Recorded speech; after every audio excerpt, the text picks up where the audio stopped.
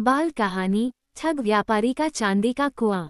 बाल कहानी ठग व्यापारी का चांदी का कुआं। बहुत दिन हुए एक ठग व्यापारी का वेश बनाकर किसी गांव में पहुंचा।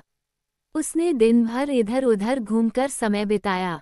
रात होने पर वह एक किसान के घर पहुंचा। बहुत दिन हुए एक ठग व्यापारी का वेश बनाकर किसी गांव में पहुंचा। उसने दिन भर इधर उधर घूमकर समय बिताया। रात होने पर वह एक किसान के घर पहुंचा। वहां उसने अपने को राहगीर बताकर रात गुजारने के लिए जगह मांगी। किसान सीधा सादा और दयालु था।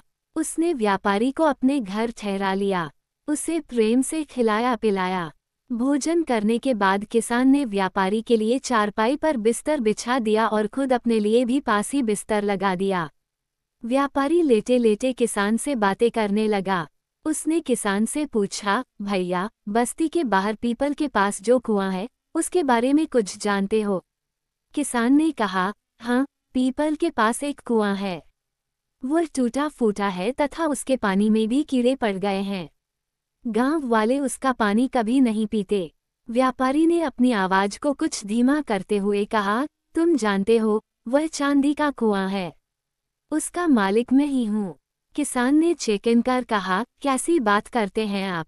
कुआं भी भला चांदी का होता है। व्यापारी ने कहा, मैं स्वयं इस कुएं के बारे में कोई जानकारी नहीं रखता था, लेकिन एक माह पूर्व जब मैंने अचानक दादाजी की अलमारी खोली तो अन्य पुराने सामानों के साथ मुझे एक कागज भी मिला। उसमें उस कुएं के बारे में सारी जानकारी लिखी हुई थी। मैं आज के दिन यहाँ आया और कुएं में बाल्टी डाली। बाहर निकालने पर देखा कि गंदे पानी के साथ 2-3 चांदी के गहने भी बाल्टी में आ गए। अपनी बात का विश्वास दिलाने के लिए व्यापारी ने चांदी के गहने निकालकर किसान को दिखाए। गहने देखकर किसान को व्यापारी की बात पर विश्वास हो गया और वो बोला, तब तो सचमुच बड़े भाग्यवान हैं आप। व्यापारी को तो इसी अवसर की तलाश थी। वह बोला, मुझे धन का लालच नहीं, मगर मैं रहता हूँ दूर शहर में। ये कुआं बेचने के लिए ही मैं यहाँ आया हूँ। सोचता हूँ तुम भले आदमी हो, क्यों न तुम्हें ही बेच दूँ। भोला भाला किसान व्यापारी की चिकनी चुपड़ी बातों में बड़ी आसानी से आ गया। वह व्यापारी से चांदी का कुआं खरीदने को तैयार हो गया। आखिर दोनों में 2000 रुपयों में सौदा तय हो गया। किसान अपनी पत्नी के पास गया और सारी बात बताकर उससे 2000 रुपये मांगे।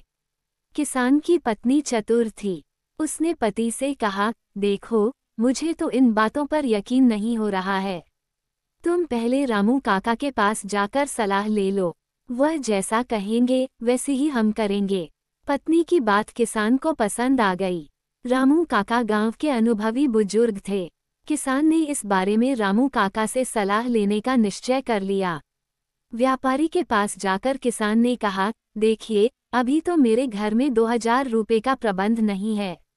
मेरा एक भाई यहाँ रहते हैं, सवेरे उनसे लाकर दे दूंगा।